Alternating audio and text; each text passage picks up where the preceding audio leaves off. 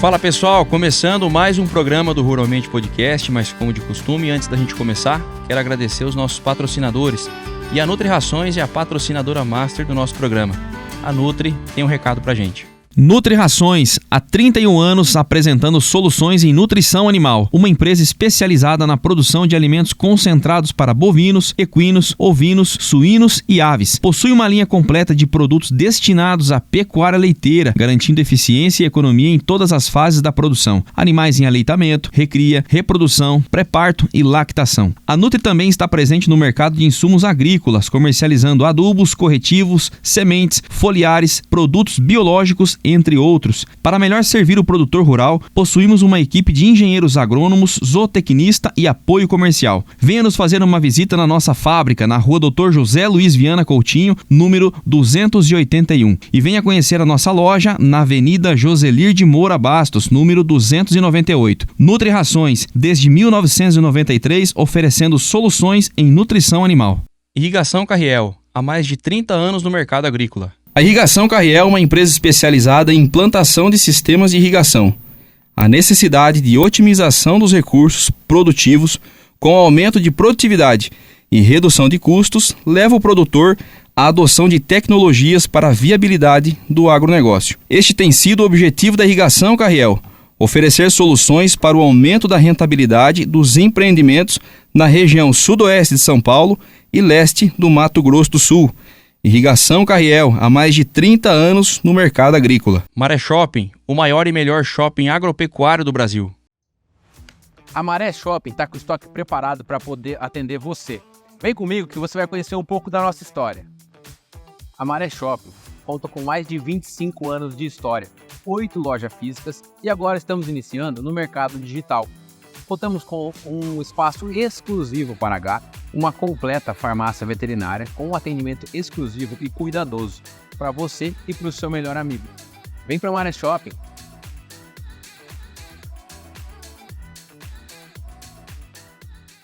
Oficina Picasso, a melhor oficina da região.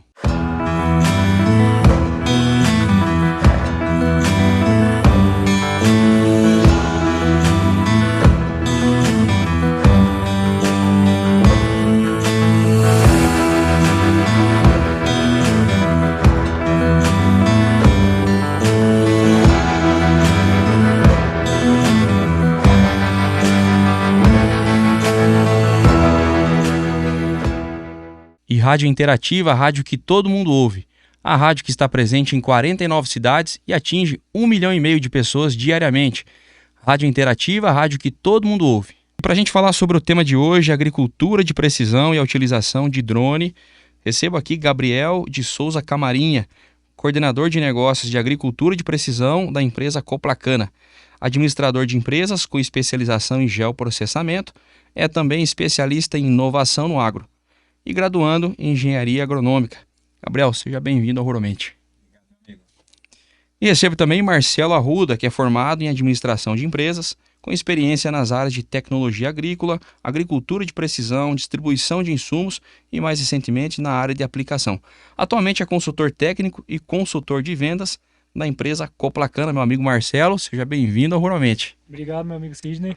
É isso aí. Bom, o Marcelo já é de casa, né? Um grande parceiro nosso, está sempre atendendo a gente lá na Fazenda Bela Vista, né? Um grande parceiro. Exatamente. E aí aceitou o desafio de vir aqui conversar com a gente, dar uma aula pra gente. Bom.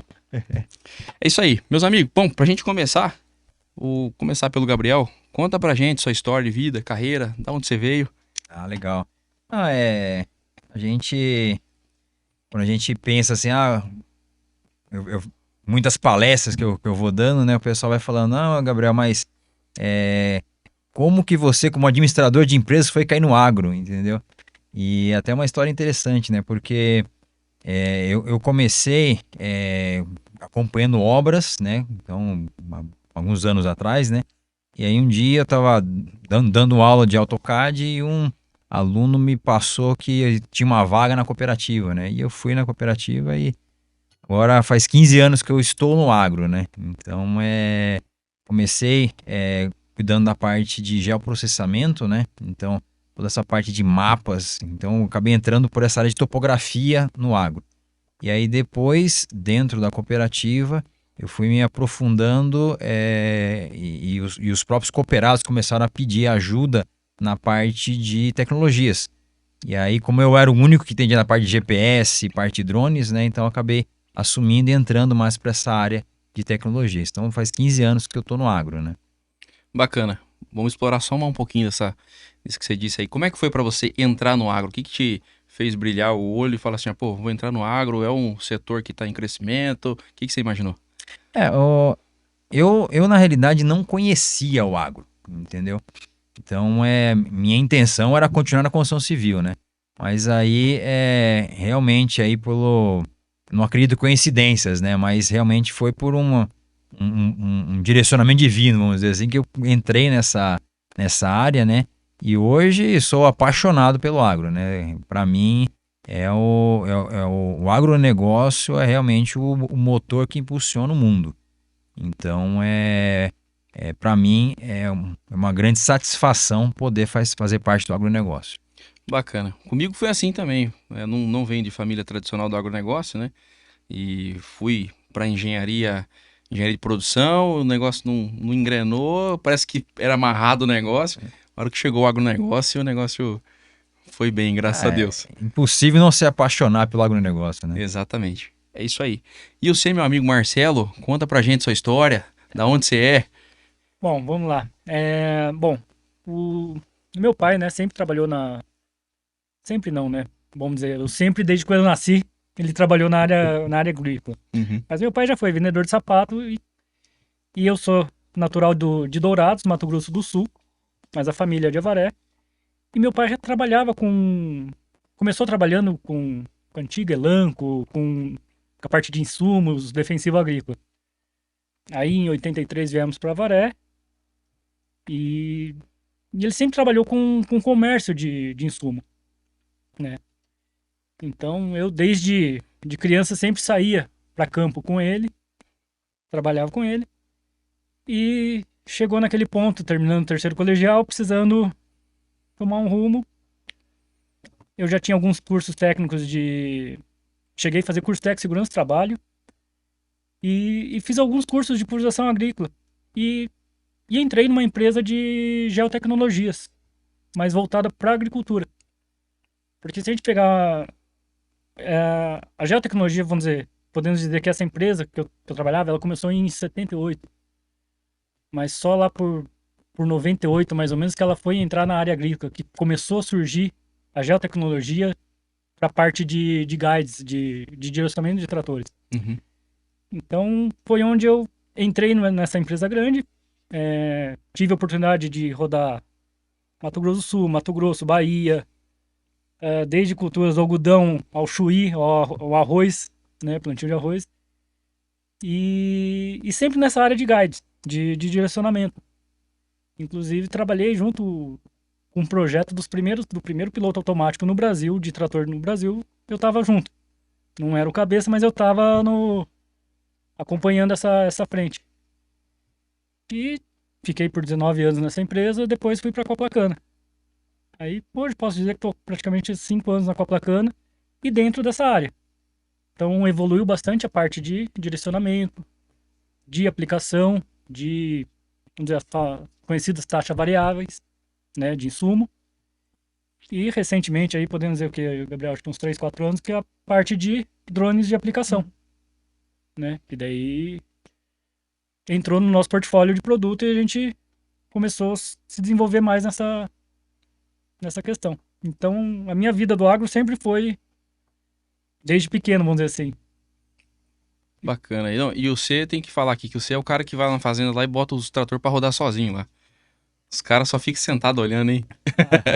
E eu vou falar, e até hoje eu pego um piloto automático, eu tenho hora que eu falei, meu, como é que anda sozinho? É impressionante, né? É impressionante. E hoje você vê um drone voando sozinho, É. pô, você fala, mas o drone tem um operador, tem. Mas ele vai sozinho. Que nem um trator tem um operador. Você tem que ter um operador. Mas o pesado quem tá fazendo é eles. É o Exatamente. equipamento. Mas é interessante a gente falar dessa simbiose, né? Dessa sintonia entre mão de obra, né? Operador e máquina, tecnologia, né? um não funciona sem o outro, né? Então a gente precisa ter uma tecnologia de ponta, mas tem que ter um funcionário também, um profissional ali que tá antenado o que tá acontecendo, se tecnifica, né? E viabiliza a tecnologia, né? E até eu falo muito disso, como a minha área base é administração de empresas, muitas vezes a pessoa fala, não, eu vou colocar uma tecnologia aqui, vai resolver toda a minha vida. Mas uma coisa que é claro, se a tecnologia ela não tiver ligada a um processo, se ela não tiver alterando algum processo para ela entrar naquele local, a tecnologia não vai funcionar. Então, colocou um piloto automático, mas o operador não aprendeu a mexer, o operador não ele não quer aquilo ali, não vai funcionar, entendeu? Então a tecnologia ela tem que estar ligada a processos, né? E a pessoas, né? Consequentemente, né? É isso aí. Bom, antes da gente entrar no nosso tema principal, queria que você falasse um pouco sobre a atuação da Coplacana. Legal. A Coplacana é uma cooperativa, né? E como o seu princípio básico, né? Ela tem o objetivo de trazer, comprar em volume, conseguir descontos por isso, né? E esses descontos são repassados para os cooperados, tá? Além também dos benefícios fiscais que a cooperativa ela tem e por não ser necessário pagar alguns impostos, os cooperados que adquirem produtos da cooperativa, eles podem conseguir esses insumos com valores diferenciados, né? Então, a Coplacana é uma cooperativa bem... O DNA dela é realmente produtor ombro no ombro, entendeu? Então, é muito falado disso, né? A Coplacana, ela tem isso no DNA dela, de estar ali no campo junto com o produtor, né? Ajudando o produtor em todas as coisas, né? Porque realmente isso é cooperação, né? É estar ali ombro a ombro, falando, não, vamos lá, vamos resolver essa situação. Então, a cooperativa, ela vem para poder ajudar o mercado além de se adaptar às novas tecnologias, mas também ajudar o mercado a ser melhor. Então a cooperativa tem esse DNA, e a Coplacana tem isso como uma coisa muito intrínseca nela, de ser uma cooperativa que está ali, ombro a ombro com o produtor, pisando na terra, está ali junto, entendeu? Então a atuação da Coplacana é essa, né? Tá ali junto com o produtor, né? Bacana. Bom, interessante você falar nesse tema de cooperativismo, né? Só para fazer um comentário aqui. O termo do cooperativismo surgiu em Rochdale, né, na Inglaterra, se eu não me engano, em 1944. Se eu falar alguma besteira aqui, me corrija, né? Que foi quando 28 tecelões se uniram, né, para aumentar ali seu poder de compra, né? E ali eles colocaram, né, naquela união deles ali, naquele modelo, eles colocaram as pessoas à frente do negócio, né? Antes do negócio vem as pessoas, né? Sim. E esse é o intuito, né, da cooperativa, né? E tem funcionado muito. Tava vendo lá hoje, mais de 55% da produção agrícola nacional passam pelas cooperativas, seja por beneficiamento, negociação e por aí vai, né? Sim. A cooperativa ela tem essa força, né, da união das pessoas, né? E com essa união a gente consegue lá na frente, lá políticas públicas, consegue lidar com algumas coisas que sozinho o produtor não ia conseguir fazer. Então a cooperativa tem essa base, né? E a gente vê que os produtores eles enxergam isso, né? E eles contribuem para que a cooperativa seja mais forte. Então, muitas vezes a gente lida com cooperativas diferentes, entendeu? Mas no final das contas tem sempre essa pegada da união entre os cooperados para que a gente alcance objetivos, né? É isso aí. Bom, para a gente entrar no nosso tema principal, eu queria que você explicasse qual que é o conceito de agricultura de precisão.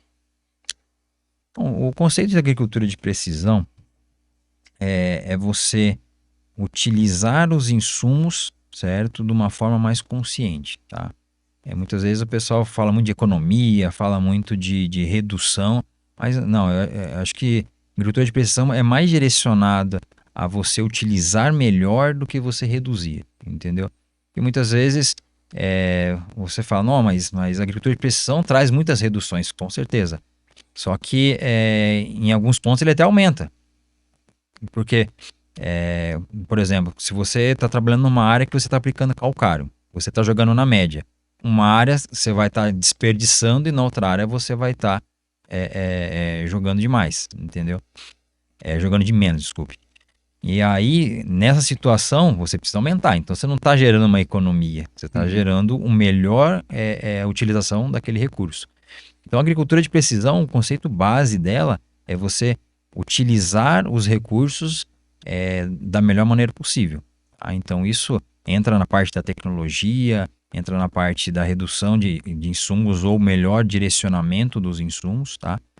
Não consequentemente ligado a uma economia, mas sim ligado ao melhor aproveitamento de toda aquela operação. Tá? Então, a agricultura de precisão ela se resume a praticamente isso, ao meu ver. Tá?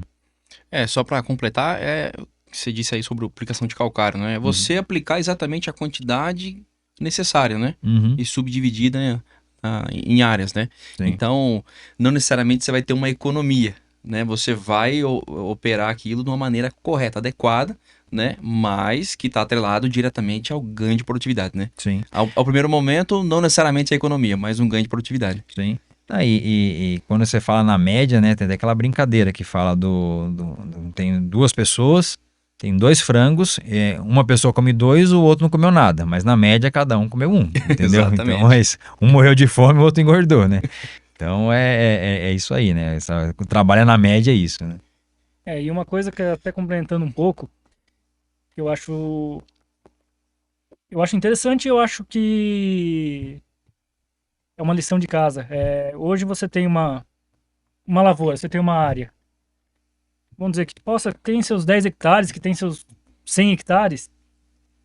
Pô, e você não sabe, você sabe que ali tem fósforo, potássio, o que tem de nutriente. Mas como que tá sendo, onde que tá esse nutriente? Que quantidade? Onde tem mais, onde tem menos?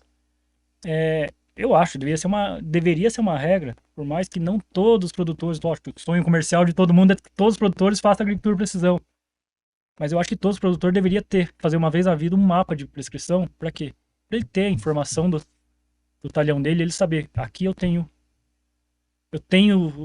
esse nutriente aqui, eu tenho esse aqui, e ter essa informação, porque hoje a informação, eu acho que é a melhor chave, o maior valor que você vai ter na vida, na terra, no seu bem. É isso aí. E queria que você desse um exemplo como que a agricultura de precisão tem atuado nas propriedades, né? A gente vê taxa variável, depois a gente pode falar sobre mapeamento, drone. O que tanto engloba a agricultura de precisão? Quando a gente fala agricultura de precisão, o pessoal já pensa naquela tecnologia mais avançada, um disco voador na propriedade lá. Mas uma coisa que a gente chegou à conclusão, quando você lida com agricultura de precisão ou inovação, vamos dizer assim, você não precisa pensar em tecnologia automaticamente, entendeu? Porque a agricultura de precisão é um conceito, ela não é uma tecnologia. Então, quando você entra na questão da agricultura de precisão como um conceito, você vai entender que ela é muito mais ampla do que simplesmente você botar um drone voando lá na área, ou botar um piloto automático. Quando você fala de inovação na propriedade rural, nós que somos comerciais, a gente quer vender coisa. Só que quando você fala de inovação, você está falando do conceito da pessoa ela fazer algo com melhor qualidade, utilizando o melhor recurso. Então, o progresso do produtor, ele entrando nessa parte de agricultura de precisão, muitas vezes o produtor ele saindo de uma planilha, de um papel de pão, indo para utilizar uma planilha de Excel para fazer as contas dele, isso já começa a ser um princípio da agricultura de precisão. A agricultura de precisão ela começa com controle. Então, você sair do papel de pão e ir para uma planilha do Excel ou entrar num sistema, você já está iniciando o processo de agricultura de precisão. Então, isso já é um início, né? Já é um princípio. Muitas vezes o produtor ele fala, não, mas eu preciso começar a agricultura de precisão. Ele já quer partir para a tecnologia mais avançada que tem. Só que, como a gente falou, se você não adapta os processos que vêm antes, a agricultura de precisão vai mais atrapalhar do que ajudar. Então, até quando iniciou a entrada das colhedoras de cana com alta tecnologia, o pessoal até brincava que normalmente você tem naquela época, né? Você tinha duas pragas gigantes na propriedade, uma verde e uma vermelha. E falando da Case e da John Deere. Então, por quê? Elas entraram numa situação que os processos não foram adaptados para ela. O plantio, ele não estava pronto, ele é um plantio manual, um plantio feito para colher na mão. Quando as máquinas entraram, moía a cana dentro da área, entendeu? Então, o processo de entrar na agricultura de precisão, ela tem que ser simples. Tem que ser simples. E começar com processos.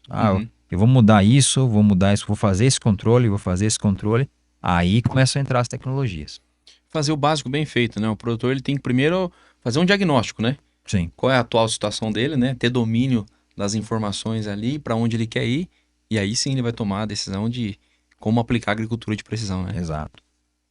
Bacana. Bom, para a gente entrar então na questão do drone, como é que tem sido esse mercado do drone?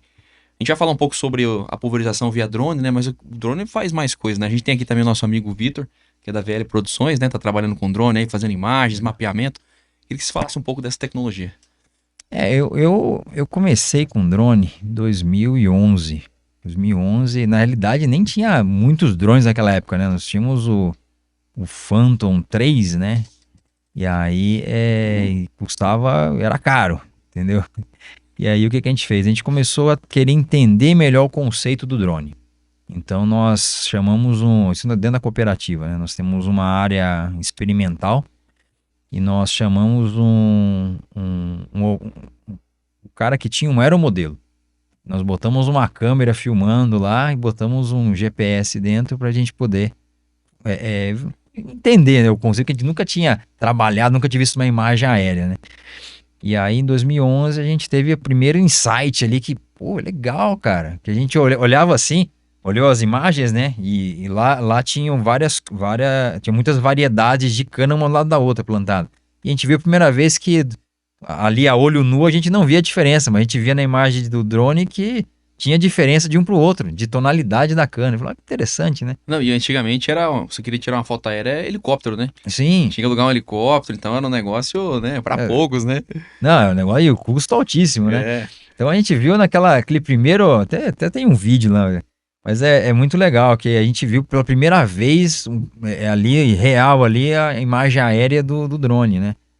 E aí, depois, com o tempo, a gente entrou, a gente viu que era uma tecnologia que podia trazer benefícios com várias outras coisas, né?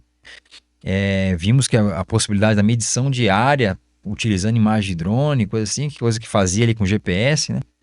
E aí, em 2016, a gente comprou o primeiro drone. O primeiro, um Phantom, né? Um Phantom Advanced, né? O Phantom 3. E aí nós começamos a entrar nesse mercado, né, de mapeamento, começar a entender para que utilizar, porque não adianta você chegar lá e só tirar uma foto. Você tem que ter uma utilidade para aquela foto, né? Então nós começamos a tirar foto, a entender, tentar jogar filtros, porque a partir dos filtros você consegue algumas informações. E aí, em 2016 ali que a gente começou a acelerar um pouco mais disso, né? Daí, a gente entrou depois na parte dos relatórios, a partir de imagem de drone, mais ou menos em 2018. E aí, em 2018, um pouquinho antes, em 2017, a gente começou a ver os drones de pulverização. E pelo tempo de aplicação e pelas características do voo, a gente falou, isso não vai vingar não. Isso aí não vai dar certo não. E aí, como fomos acompanhando, primeiro surgiu o MG1P lá atrás, né? Depois, quando chegou em 2020, que a gente começou a ver um pouco desse movimento dos drones, né? Do final de 2019, ali pós da pandemia ali, a gente fez uma parceria com uma empresa de drones de pulverização. E aí, eu até aquele momento não acreditava que funcionava. Assim, cara, o pessoal me perguntava, falando, não acredito que funciona esse negócio. 10 litros por hectare você ter resultado? Eu falei, eu acho pouco provável. Olha a quantidade de produto que um trator joga, um autopropelido joga, não tem como. E aí, eu fiquei convencido quando eu vi uma aplicação para dessecação de soja. Quando eu vi o resultado, eu falei, cara, não acredito, cara, foi drone que fez mesmo? o drone conseguiu esse resultado aqui, conseguiu dissecar toda essa área. E aí eu comecei a falar, cara, tem potencial esse negócio aqui, meu. Uhum. E aí, mais ou menos ali, final de 2000, mais ou menos 2021, eu conversei com a diretoria da Coplacano e falei, cara, a gente precisa começar a vender drone de pulverização, vai vender muito isso daí. E aí, cara, foi tiro certo. Começou, nossa, explodiu esse mercado. E isso aí foi um pouco da minha percepção aí dos drones, né? Mas, cara, é um mercado que ele saiu de todas as características padrões de inovação, o drone quebrou. Porque normalmente você tem uma curva padrão de aceitação de uma nova tecnologia. E o drone quebrou qualquer curva padrão, entendeu? Porque normalmente você vê assim uma coisa suave, né? Mas nossa, ele foi isso aqui, ó. Foi muito, muito fora do padrão. Eu tive, há 2 anos atrás, estive lá na Grishow e lá, acho que era o lançamento do TS40. T40. Né? T40. T40. Aquilo levantou voo lá e eu só vi coisa boa nele. Que é o que você falou, né? O produtor duvida, né? Fala, mas não é possível, porque você tá acostumado, né? Não é só notícia boa, né? Porque melhora a taxa de aplicação, rende, vocês podem falar aí, rende 10, 15 hectares por hora. Se eu falar alguma besteira, vocês me corrijam. Mas melhora a taxa de aplicação por causa do vórtice, né? Uhum. Que, né, consegue aplicar no bacheiro, enfim. Ele movimenta muito a planta e ele consegue jogar o produto lá embaixo. Pô, não tem amassamento. É, Cara, eu achei o negócio... é bom demais pra ser verdade, né? Eu falei, onde que tá o erro disso aí, cara?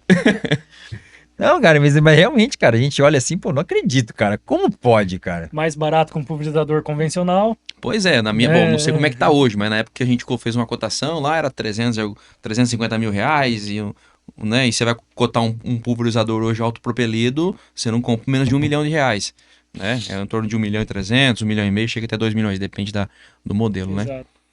Mas é engraçado isso que você falou, né? Que essa é a reação do produtor ainda hoje, né? Sim. E o que você tem achado? Como é que tá o mercado hoje?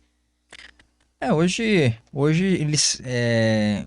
Hoje, apesar de a gente ter uma marca em específico que tem o maior market share do mercado, o produtor já está entendendo a tecnologia e já está confiando na tecnologia. Ele já viu que funciona. O produtor ele precisa ver funcionando, ver para crer.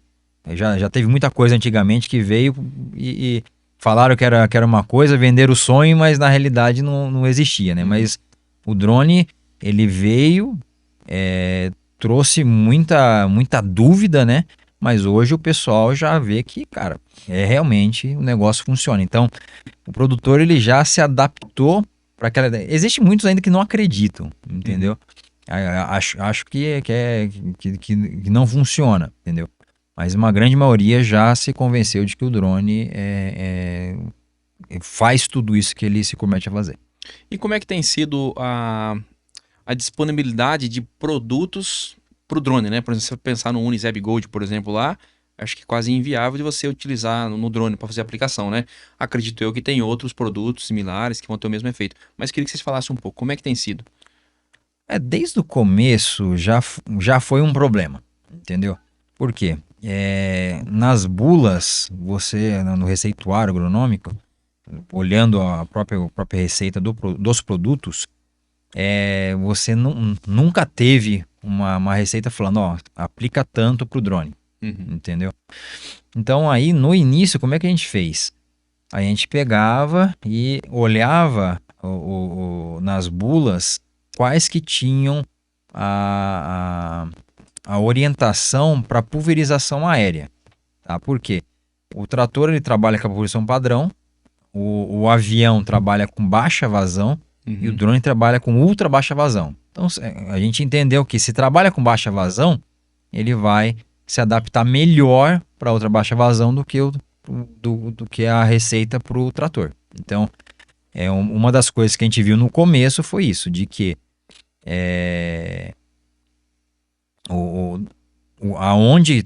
os que aceitavam aplicação aérea seria uma opção para o drone. Deu muito certo isso, tá? Porque aí a gente começou a desenvolver a partir disso. Mas ainda hoje é um problema. Ainda hoje é um problema. Eu acredito que pouquíssimas multinacionais se movimentaram para botar isso no receituário Acho que não tem muita não tem produto desenvolvido para drone. O drone é o quê? É uma aplicação aérea e uma aplicação terrestre. Ela tá a 3 metros, Uhum. né? O avião tá a 3 metros? Tá, mas ele tá a 15 também, né? Aí você tem, um exemplo, uma aplicação com aquele canhão. Pô, um canhão a 3 metros de altura que joga uma faixa de 50 metros. E aí? É uma Uhum. aplicação terrestre. Mas o efeito... Então, é o que junta muito com o que o Gabriel falou. Tem que ter um manejo de bula aí, que você tem que tentar ter uma versatilidade das duas situações, né? E na minha opinião, assim, eu acho que isso é só um detalhe, né? Que com o tempo vai aperfeiçoando. Porque eu queria que vocês ressaltassem, por que eu falo que é só um detalhe, né? Queria que vocês falassem os benefícios, as principais vantagens de se utilizar o drone na pulverização. Eu citei alguns aqui, né? Mas eu queria que vocês falassem. Falando de vantagens do drone, né? Uma que eu acho que o pessoal sempre deixa por último, mas eu acho que é uma das mais importantes, é a baixa quantidade de água que ele utiliza. Uhum. Entendeu? Normalmente quando você olha o pessoal falando de benefícios do drone, a água é sempre a última. Mas não, a água é uma das mais importantes, entendeu? Porque quando você utiliza um trator, você vai trabalhar com 100, 200 litros ali. Então você está jogando água ali, é claro que a água vai para o solo, outras coisas, mas ainda assim, você entra numa questão de economia de água ali, daquele agente que é tão puro, que a gente tem tão pouco na Terra, que falta atenção para isso. Uma das outras coisas é com respeito ao contato que o tratorizado ele tem com o solo. Entendeu?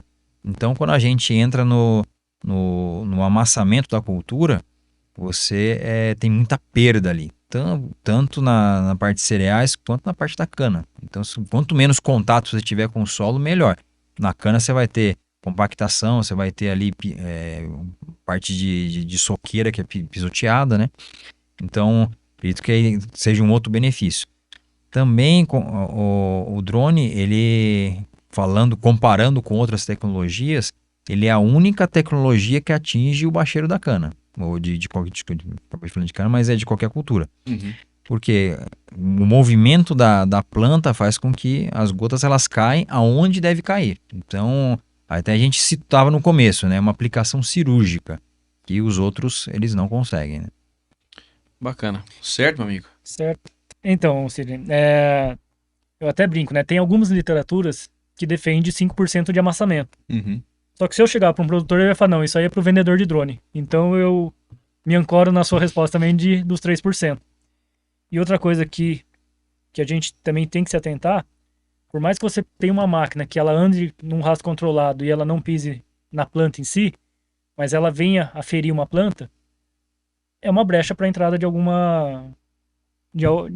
intempérie ali nela, né? Então, é a saúde da planta também que o drone consegue manter, né? Ter uma qualidade melhor. Certo, Gabriel? Beleza? É isso aí. Bom, e drone, então, é sinônimo de produtividade, correto? Sim. E falando em produtividade, a E-Solo tem um recado pra gente. Você sabia que o sucesso da sua produção começa no solo? O solo é a base de tudo e cuidar bem dele é essencial para garantir uma colheita abundante e lucrativa. Um manejo eficiente e inteligente é a base para colheitas de sucesso. Com as técnicas certas, você pode maximizar o potencial do seu solo e obter resultados incríveis. A E-Solo traz soluções que transformam desafios em oportunidades. Com nossa consultoria personalizada, você pode monitorar e melhorar a saúde do seu solo, garantindo um futuro mais próspero para a sua produção. Chega de contar com a sorte. A agricultura moderna não pode depender apenas do acaso. Resultados incríveis vêm da estratégia certa. Planejamento e tecnologia são essenciais para o sucesso. Com a E-Solo, você tem acesso a dados precisos, mapas de fertilidade detalhados, informações em tempo real e soluções personalizadas para a realidade da sua propriedade. Transforme sua produção com eficiência e inovação. Na E-Solo, você investe em uma parceria que gera lucros sustentáveis e duradouros para o futuro. São mais de 100 mil hectares transformados pela nossa consultoria especializada em grãos, cana-de-açúcar, citros e outras culturas agrícolas. Além disso, trabalhamos com integração lavoura-pecuária, promovendo práticas sustentáveis na região sudoeste de São Paulo, norte de Goiás Mato Grosso do Sul e Norte do Paraná, beneficiando produtores e o meio ambiente. Para você de outras regiões, conheça a eSolo Digital, atendimento 100% online e personalizado, levando nossas soluções diretamente até você. Esteja no controle total da sua produção. Acesse agora mesmo nosso site e faça a escolha certa para a sua fazenda. Meus amigos, queria que vocês falassem pra gente, o drone, ele pode ser utilizado em todas as culturas? Como é que funciona? Tem alguma restrição para alguma cultura? Quer responder? Nossa, não.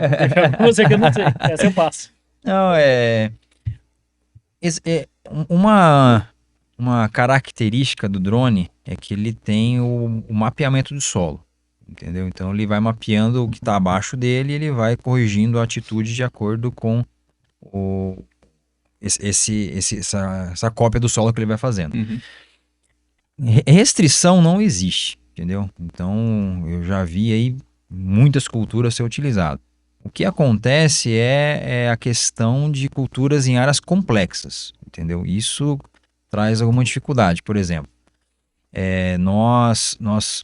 um produtor chamou a gente para poder fazer uma aplicação em área de pasto, só que ele prendia o gado na montanha, né? Porque era realmente muito íngreme, né? Uhum. E aí o drone, ele tem vários sensores, né? E dependendo da declividade, ele começa a reconhecer a declividade como obstáculo. Então ele para. Então, nesse caso, nós não conseguimos utilizar os drones padrão que a gente utiliza. A gente teve que utilizar uma outra marca que ele tinha mais sensorização e ele conseguiu fazer a aplicação. Mas restrição normalmente vai estar ligado à declividade, tá? Mas tem que ser um caso realmente aí com mais de 25, 30% de inclinação para o drone começar a ter dificuldade com a aplicação. Então, áreas com, vamos dizer, uva, parte de uva, parte de culturas que você tenha muita declividade, você vai ter algum problema. Outra situação por exemplo, eucalipto. Você tem que fazer uma aplicação muito alta. Então, você tem que estar numa altura muito boa para poder não perder sinal, porque aí se o drone vai lá para trás do eucalipto, você acaba perdendo a conexão com ele e ele acaba retornando porque ele está sem sinal. Então, proibido utilizar não mas ele tem algumas restrições, né? São algumas adaptações que a gente tem. A gente tem exemplos realmente de aplicação em eucalipto. É um cuidado diferente no eucalipto de uma lavoura de soja. Uma você tá a 3 metros, a outra você tá a 40, né? Mas temos experiência também de aplicação em banana, na parte do Ribeira, que é morro também. Temos aplicação em alface, em canteiros de alface. Então, ele é muito versátil. Se a gente falar assim, pô, mas lá eu também, vamos dizer, no eucalipto eu também não entro com um trator. Não entra. Você teria que entrar talvez com avião, fazer uma área grande, mas minha área é pequena, vou entrar com um avião para fazer 10 hectares. Pô, não justifica. E o drone você vai fazer. Você não vai fazer com uma eficiência igual a um avião, mas é a única solução que você vai ter para fazer, né? E tem ferramentas. Você vai se adaptando. Você tem uma área de eucalipto, você faz um pedaço de cima, depois faz um pedaço do lado, você tem que ir se movimentando. E a estrutura do drone, comparado com uma estrutura de pulverização convencional, ela é muito enxuta, né? É uma picape. Uma picape você consegue trabalhar uma manhã inteira, trabalhar um dia inteiro e andar na lavoura. Tipo assim, tá ventando aqui, eu preciso ir pro outro lado. Você pegou a caminhonete, vai embora, faz outra região. Diferente de um pulverizador de 2.000 litros, que você vai ter que cortar por áreas rurais, você não vai poder pegar a estrada, você tem que levar a reserva de água junto, né? Então, nesse ponto, acredito que o drone se sobressai na questão de mobilidade do convencional, né? Bacana. E eu acho que vocês têm observado qual que é a cultura que mais tem recebido a tecnologia drone na questão de pulverização, né? Soja, cana, o que vocês têm observado? Acho que iniciou muito com cereais, né? Porque o produtor, como eu falei, eu não acreditava muito na tecnologia. Mas no cereal é muito mais fácil, ou no grão, né? É muito mais fácil você ver um retorno do investimento do que numa cana, entendeu? Então, na soja, por exemplo, você não vê o amassamento e fala, tô ganhando dinheiro ali, entendeu? Agora na cana, você tem que ter um benefício posterior para você falar, não, peraí, eu tive um retorno ali. Então, começou muito na soja, depois ela acabou migrando bastante para cana, e aí tá indo para outras culturas agora.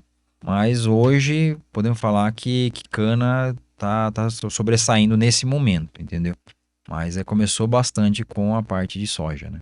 Bacana. Mas vamos dar um exemplo na soja aqui, né? A gente consegue fazer um comparativo para analisar o desempenho de um pulverizador convencional, um autopropelido, por exemplo, com o rendimento de um drone? Se você pensar hoje, né, um autopropelido aí de 2.000 litros, 28 metros de barra, vamos falar aí, você consegue fazer 7 hectares e meio por hora, né? Mais ou menos, se o cara trabalhar 8 horas por dia, vai fazer seus 60, 70 hectares, mais ou menos. Como que é o rendimento do drone? Qual que é o rendimento por hora? Enfim, como é que funciona? Acho que depende da capacidade, né? Acho que até a parte de maquinário você pode falar melhor do que eu. A parte de maquinário eu já não entendo tanto, né? Mas a parte de drone... Na verdade eu vejo o seguinte, são situações. Se eu pegar um autopropelido de 2.000 litros, 28 metros de barra num talhão plano, pô, é um lugar que eu vou conseguir andar a 20, 25 km por hora. Né? O drone, eu vou fazer uma faixa de 10 metros a 25 km por hora. Então, o drone, nesse quesito, ele vai ficar para trás. Ele não vai ser...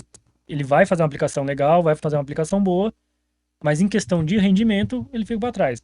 Agora, vamos pensar numa situação mais aqui para São Paulo, aqui para nossa região. Né? Nós temos áreas planas, mas nós temos áreas mais quebradas, né? mais tortas, vamos dizer assim. Pô, você entrar com uma máquina de 15 mil quilos carregada num terreno inclinado, se tiver bem seco, a máquina até que vai andar bem, mas se tiver um pouco úmida, a máquina ela vai perder rendimento, você não vai conseguir fazer os 7, 8 hectares que você gostaria.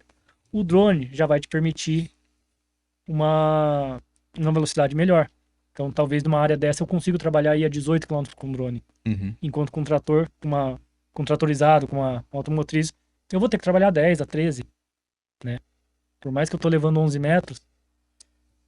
Então, a gente tem caso de drone aí fazendo na faixa aí por hora de 9 hectares por hora a 17 hectares por hora, né? Vai depender muito da condição de trabalho. Como o trator também, você vai depender muito da condição de trabalho. Mas ainda, reforço, se você tem uma área que é mais dificultosa para o pulverizador terrestre de arrasto convencional, cara, para o drone vai ser mais fácil. Por mais que ele vá trabalhar um pouco mais devagar, você vai trabalhar mais perto, mais concentrado, mas ele vai trabalhar numa área inclinada muito mais fácil do que uma máquina tratorizada. E a vantagem é o seguinte, se chover hoje e amanhã cedo vai sair sol, você pode trabalhar. Exatamente. Então a janela sua de trabalho é melhor. Eu falo, o drone ele não é um concorrente do pulverizador. Para mim ele é uma ferramenta para o produtor. Hoje eu não vejo, não sei se é a opinião do Gabriel, hoje eu não vejo o produtor vendendo o autopropelido para comprar um drone.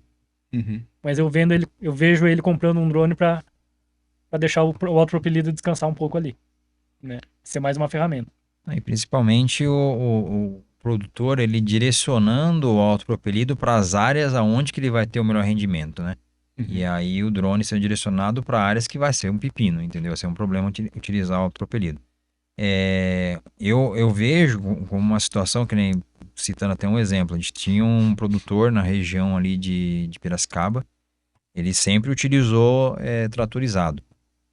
E aí, no primeiro ano que ele utilizou o drone, ele não teve uma mudança no histórico das áreas em volta, ou seja, então não teve nenhuma quebra, não teve nada diferente, não choveu a mais, então a média histórica da região foi a mesma. A dele, ao utilizar o drone, ele teve um resultado substancial a mais.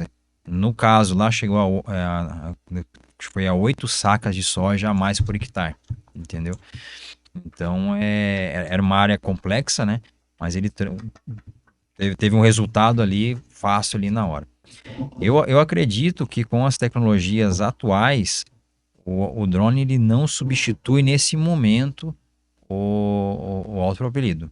Mas eu acredito que com as tecnologias que estão chegando no futuro, vai ser possível, entendeu? Não pela questão do tamanho do drone. Eu não acredito em drones grandes, muito grandes. Eu acredito em sistemas de enxame, que eles chamam de swarm, né? Em que você tem vários drones trabalhando em conjunto. Então, ao invés de você ter um autopropelido de 2.000 litros, que faz um tanto diário, você vai ter, sei lá, 5, 6 drones trabalhando ao mesmo tempo, em conjunto, né? Sendo direcionados por, às vezes, um operador só, conseguindo o resultado até melhor e mais do que um avião autopropelido. É interessante, né? Porque hoje o produtor, se ele fala que vai adquirir um drone, ele fala, vou adquirir um drone, né?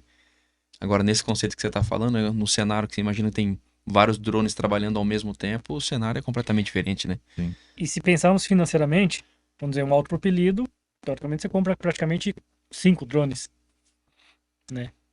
Então, e a gente, normalmente o produtor tenta comparar um drone com um autopropelido, né? Ele nunca compara com 4, 5. Exatamente. Então, até uns números que eu levantei com o Gabriel. Hoje, a gente tem aí em torno, talvez registrado, um drone agrícola um número de 5 mil, né? O Gabriel acho que até mais um pouco, mas o potencial desse mercado até 2030, 170 mil drones. Nossa. E eu não duvido. É a tendência, né? Eu não duvido porque ainda o gargalo tá, não sei se é o mesmo ponto de vista do Gabriel, na mão de obra. Uhum. Hoje, realmente, é muito mais fácil formar um piloto de drone do que um piloto de avião. Uhum. Né? Muito mais fácil, muito mais barato. Mas eu acho que ainda, vamos dizer, 80, 90% dos produtores, ele acha bonito o drone, ele acha interessante, mas ele tem medo do quê? Quem vai tocar isso aqui para mim?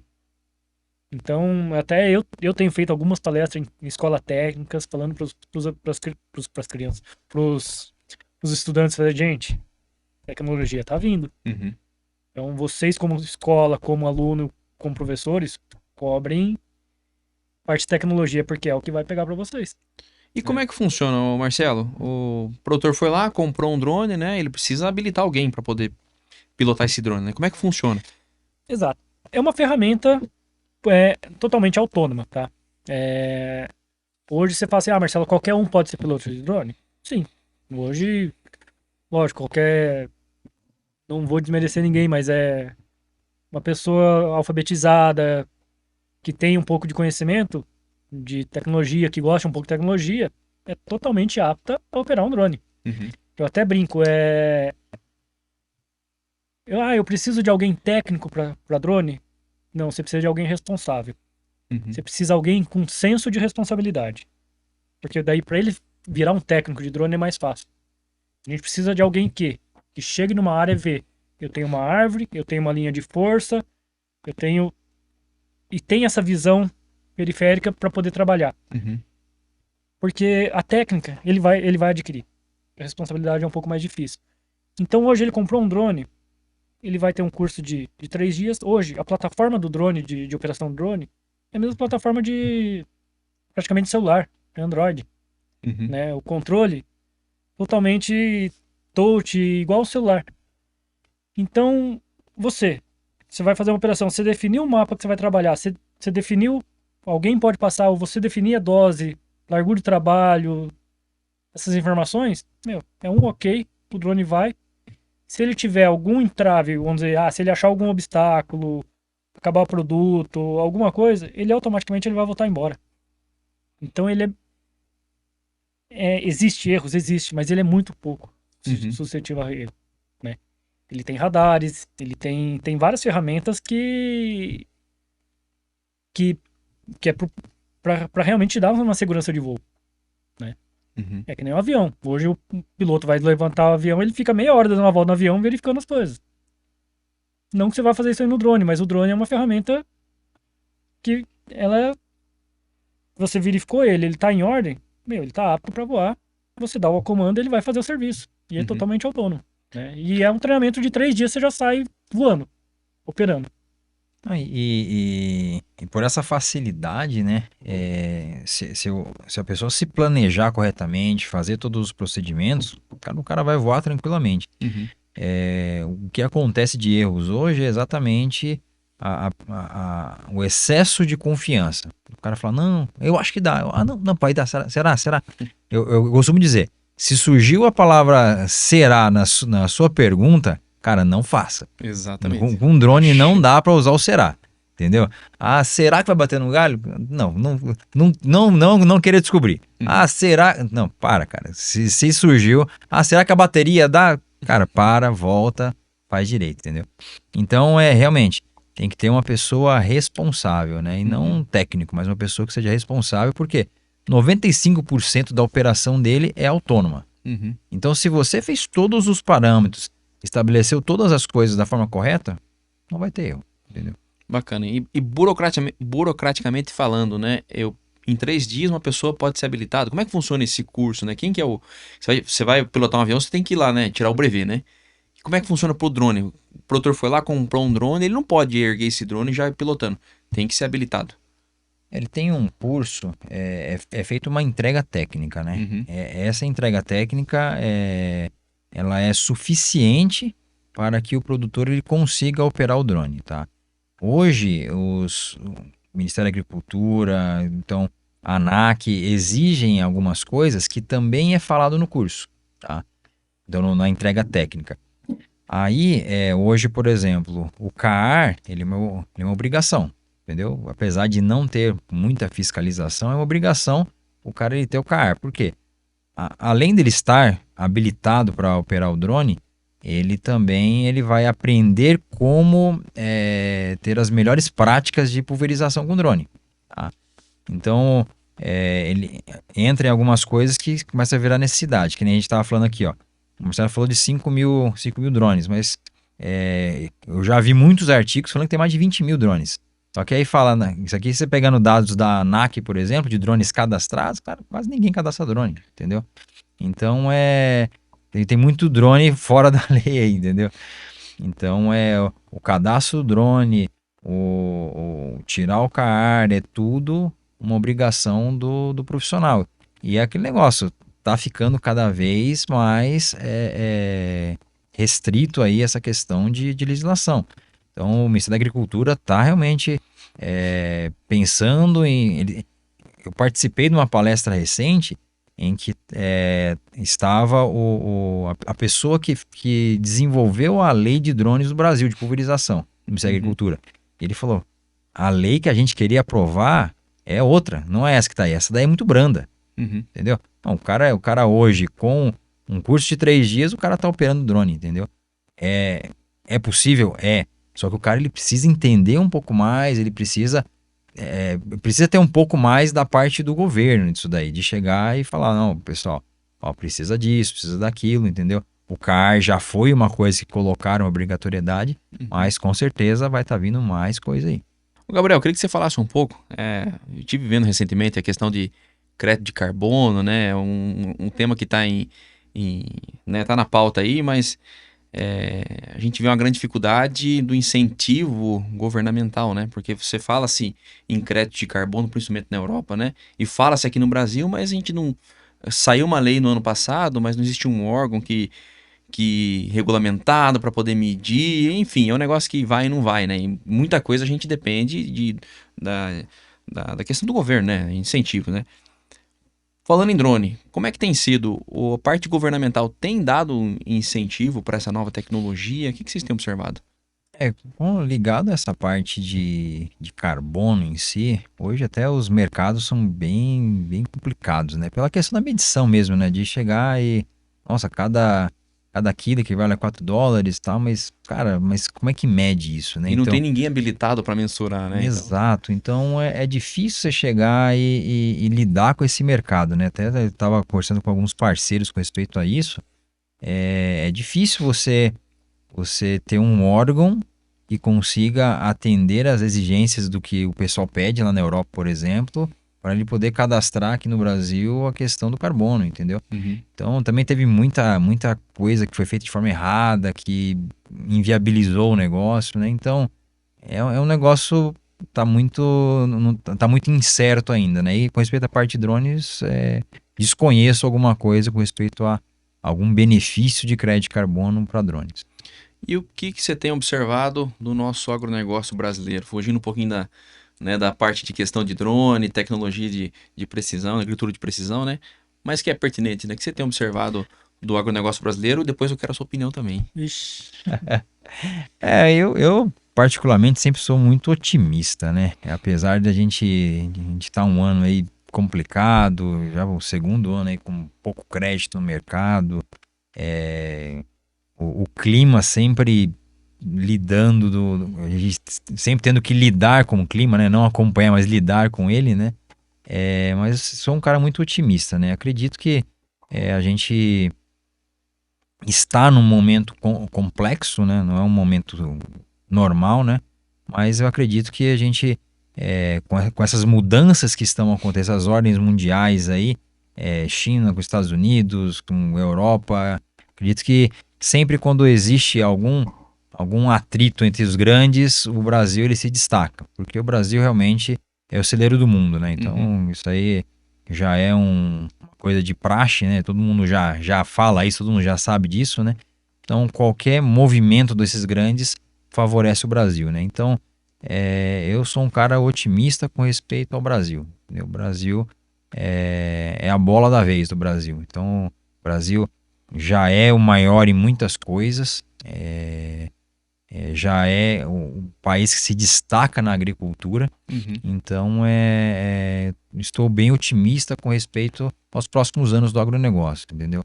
Acredito que com respeito a benefícios para o produtor, com respeito a retorno para o produtor, com respeito a toda a dinâmica que acontece da produção acontecendo, para a venda da produção, eu acredito que nós vamos nos próximos anos estar de novo entrando aí em bons anos de resultado na agricultura. Eu compactuo com a sua ideia, eu também sou muito otimista com o agronegócio, né? O agronegócio foi me apresentado, né? Como eu disse, né? Não vim do agronegócio, mas eu acabei conhecendo o agronegócio, né? E vale a gente ressaltar sempre, né? O agronegócio brasileiro corresponde a quase 30% do PIB nacional, né? Hoje o agro gera em torno de 25 milhões de empregos, o que equivale a quase 25% dos empregos gerados no país. 50% das exportações nacionais vêm do agronegócio, 50%, que equivale a 165 bilhões de dólares. Se a gente converter hoje, aí estão falando acima de 900 bilhões de reais aí em geração de divisas, né? O agro é o maior exportador de soja hoje, a gente é maior que os Estados Unidos, maior exportador de carne bovina, 24% do que é exportado no mundo vem do agronegócio brasileiro. Suco de laranja, cada 10 copos consumidos no mundo, 8 são de origem brasileira. O Brasil é o maior exportador de frango, agora celulose, né? Tabaco, algodão e por aí vai. Né? E tem alguns aí que dizem que é o agronegócio que mata, né? E mata mesmo, mata a fome de 1 bilhão de pessoas no mundo. E segundo a FAO, até 2040, esse número vai saltar para 2 bilhões de pessoas, né? Que o Brasil será capaz de matar a fome. E a gente entra até, fala assim, o pessoal fala mal do agronegócio, polui, ela desmata, tudo. Aí a gente começa a pensar, peraí, se não tivesse destacando, não tinha ninguém falando mal, né? Então é igual aquela brincadeira, né? Fala assim, o prego que se destaca toma martelada, exatamente, né? Então, o Brasil se destaca, o Brasil... Eu tive há uns 2 anos atrás na Holanda, né? E aí você começa a olhar, você olha assim, cadê a vegetação nativa? Cadê os caras plantando dentro do rio quase? Aí você fala assim, cara, o Brasil é realmente... O brasileiro que olha pra fora e fala que o Brasil é ruim, tem que olhar melhor pra cá, porque o negócio... Ou tem que ir lá fora conhecer pra ver como é que o Brasil é bom. Se você pegar o nosso Código Florestal, que é um dos mais rígidos, né, do mundo, e acho ótimo, né? Nós do agronegócio somos aliados, né, do meio ambiente, né? Se você pensar que a gente tem que preservar 20% das nossas áreas, né? Se for para Cerrado, isso vai em torno de 40%, áreas amazônicas chega a 80%. E a gente paga imposto sobre essas áreas. Sim. Você vai comprar uma fazenda de 1.000 alqueires, para 300 mil reais o alqueire, você está pagando 300 mil reais por alqueire Do mato. também na mata. Né? E você paga imposto daquilo e a gente preserva, né? Mas é isso aí. A gente é eficiente produzindo e preservando, como diria meu amigo Antônio Edson. Certo, meu amigo Marcelo? O Exatamente. senhor está confiante também? Rapaz, eu nunca tive essa visão de vocês dois. Nunca pensei tão longe assim, mas eu tenho a sensibilidade seguinte, que a gente vai ter que carregar um fardo muito maior do que esses que você falou. A gente vai ter que produzir muito mais, vai ter que vender muito mais, o mundo inteiro tá colocando bastante peso na gente. Exatamente. E cara, eu vou falar, e a gente já podia ser assim hoje, né?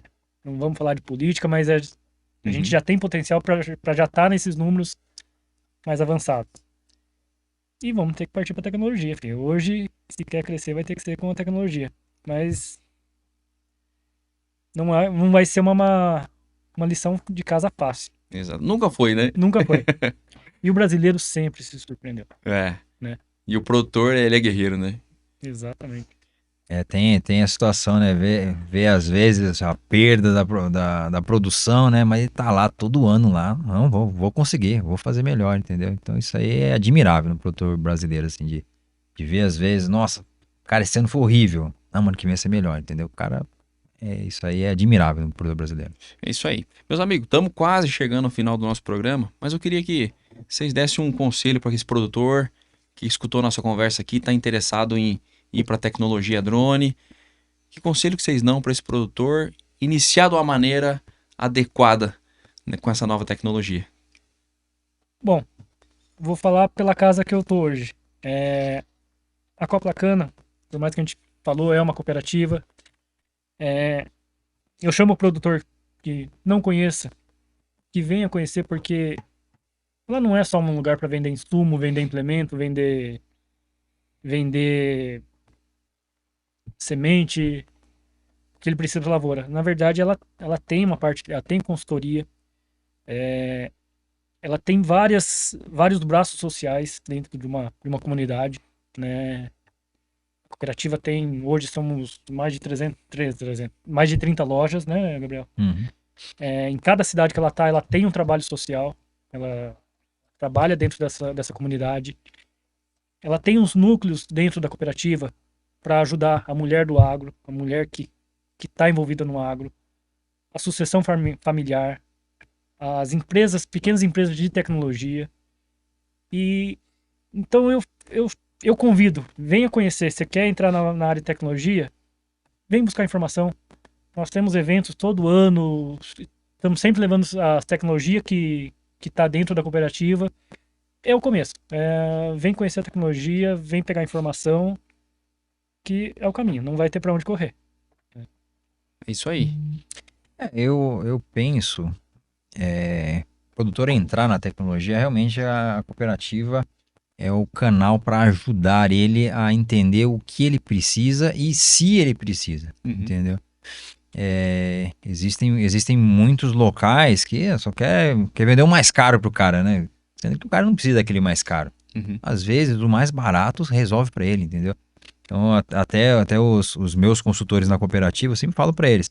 Falo, cara, se um bar de luz de 6 mil reais serve pro produtor, não empurra um piloto automático para ele. Um piloto de 70 mil reais. Se o que ele precisa é o do baratinho, vende o baratinho para ele, entendeu? A gente precisa vender, entendeu? Mas a gente precisa de cooperar com o cooperado. Então a gente precisa realmente que ele tenha uma boa experiência na introdução na tecnologia, de forma que ele queira continuar com a tecnologia. Eu costumo até fazer uma comparação. Quando o produtor ele compra uma tecnologia de uma forma errada ou de uma forma equivocada, ele compra uma Ferrari para a propriedade dele. Linda, maravilhosa. Aí ele vai com a Ferrari a 300 por hora, moe a Ferrari inteira na estrada de terra. Aí ele chega no final, ele não vai falar que a propriedade não estava preparada. que ele vai falar que a tecnologia não presta. A Ferrari não presta, entendeu? Exatamente. Então, se nós como cooperativa, a gente chegar e não ajudar o produtor a ter uma boa experiência com respeito à tecnologia, ele, no final das contas, ele vai desconfiar da tecnologia e não vai querer mais tecnologia. Entendeu? Ele vai criar ali um receio ao utilizar a tecnologia. Nossa, ele vai começar até a pensar que ele é o problema. Todo mundo consegue utilizar, eu não consigo, entendeu? Então, é como a gente falou no começo. Preparar os processos, identificar o momento certo para entrar com a tecnologia e aí segue em frente, entendeu? Então, começa devagar. É isso que a gente... Esse pelo menos é meu recado, né? Começa devagar, vai, não faz loucura, entendeu? E vai devagarzinho, pede apoio, conversa. Nós da cooperativa adoramos conversar. Se precisar entrar em contato com a gente pelo WhatsApp, fala, não, eu queria entender um pouco mais disso. Tá? A gente ajuda, a gente explica, participa dos eventos, que com certeza vai ter uma boa experiência com tecnologia. Bacana. Isso aí, meus amigos. Gabriel, obrigado mais uma vez por ter aceitado participar com a gente. Legal. Pegou a estrada, veio direto para cá. Obrigado, cara. Prazer te receber aqui, viu? Eu que agradeço pelo convite aí. Realmente é uma oportunidade de poder estar aqui, poder contribuir, poder compartilhar um pouco, né? A gente gosta muito dessa questão de compartilhar, né? Isso é muito legal. Obrigado pela aula, mais uma vez. E obrigado você, meu amigo Marcelo, que é um grande parceiro já de alguns anos, né? Tamo junto sempre, tá lá com a gente na fazenda, fazendo um belo de um trabalho. É isso aí, fiquei muito feliz de te ver aqui. Obrigado você também pela aula que você deu para nós aqui. Não, eu que agradeço. Fazia tempo que eu queria estar nessa cadeira aqui e trazer pessoas, lógico, trazer pessoas importantes e que dominam o assunto e eu que agradeço aí estar junto com vocês aí. Amanhã estamos lá de novo. Bacana, tamo junto. E só fazendo uma correção, o cooperativismo não surgiu em 1944. Surgiu em Rockdale, na Inglaterra, mas em 1844. Bem lembrado, porque eu até fiquei pensando depois, porque a cooperativa é de 1948. 48, né? A cooperativa Coplacana, né? Então já tô me corrigindo aqui. Espero que a pessoa que assistiu o começo do programa tenha chegado até o final aqui para poder para poder me redimir. Legal. Mas é isso aí, meus amigos. Obrigado mais uma vez. Sucesso para vocês aí. E antes da gente encerrar, a VL Produções tem um recado pra gente. A tecnologia drone chegou ao campo para oferecer uma nova perspectiva ao produtor rural. Com imagens aéreas detalhadas e de alta resolução, ajudamos você a visualizar e planejar sua propriedade de forma mais eficiente. Visualize terrenos, cercas, estradas e construções com mais precisão. Imagens estratégicas para a tomada de decisões na sua propriedade. Garanta imagens aéreas profissionais para otimizar sua produção e gestão rural. Entre em contato e leve inovação para o seu campo. E quero agradecer a Nutri Rações, Maré Shopping, Irrigação Carriel, Oficina Picasso e E-Solo. E quero agradecer a você que nos acompanha. Esse foi mais um programa do Ruralmente Podcast. E a gente se vê na próxima.